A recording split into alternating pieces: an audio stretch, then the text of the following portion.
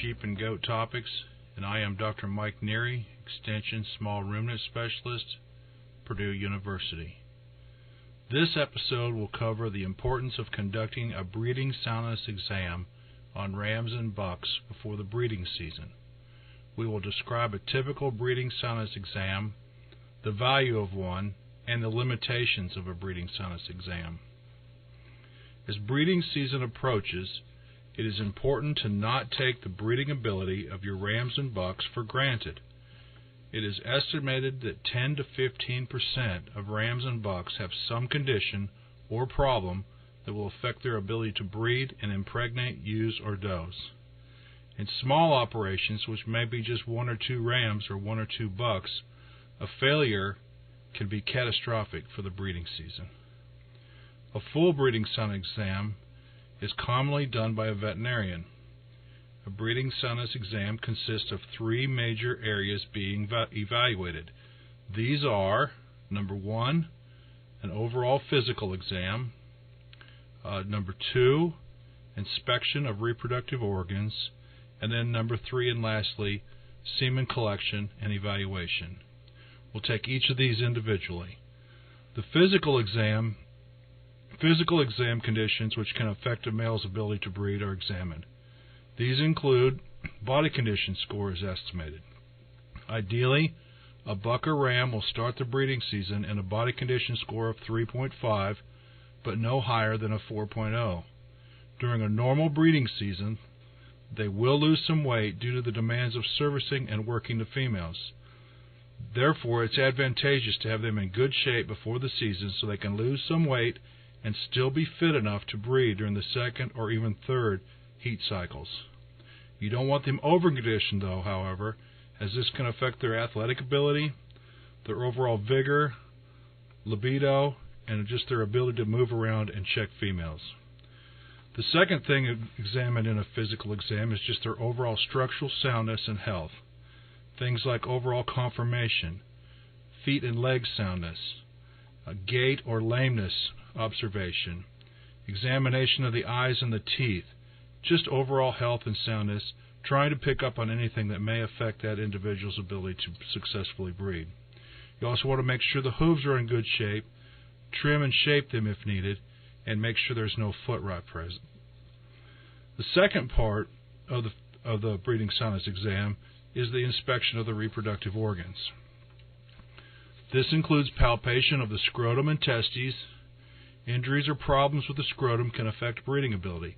The testicles are palpated for symmetry of size and the consistency of the tissue.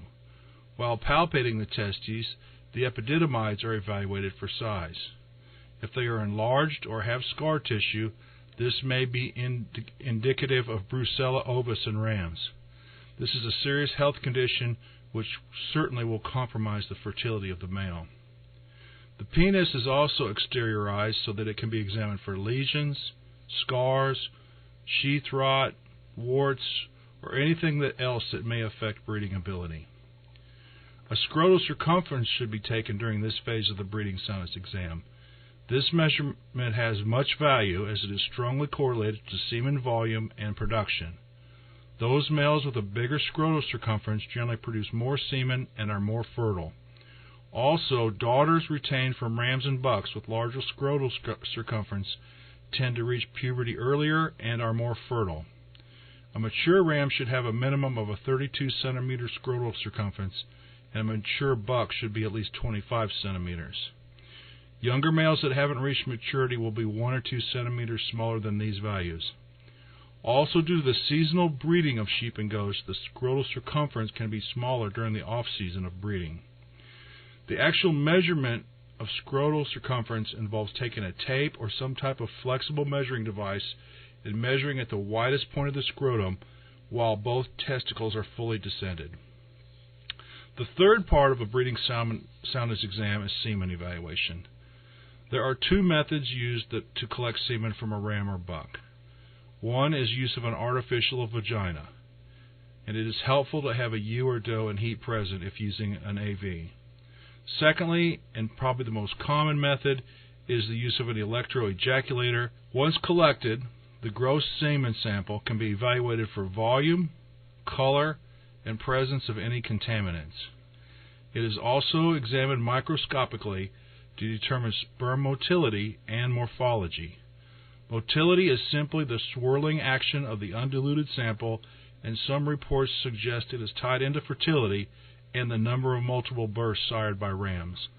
Morphology is conducted on a diluted sample and categorizes the percent of sperm considered normal versus some abnormality that may affect fertility. Once a ram or buck goes through the entire breeding soundness exam, they can be classified as excellent, satisfactory, questionable, or unsatisfactory. Those classifications are based on all three of the gross evaluations we just discussed. The real value of a breeding soundness exam is to identify those individuals that are classified as questionable or unsatisfactory. Rams or bucks that fall into these two classifications can be re-examined in 4 to 8 weeks to determine if their status has changed. It is important to note that while a breeding soundness exam is a very valuable part of reproductive management of the herd or flock, it does have limitations. The breeding soundness exam is a one-time snapshot, just kind of a day in the life, so to speak. It doesn't take into account for events that may occur after the exam that may affect fertility or breeding ability.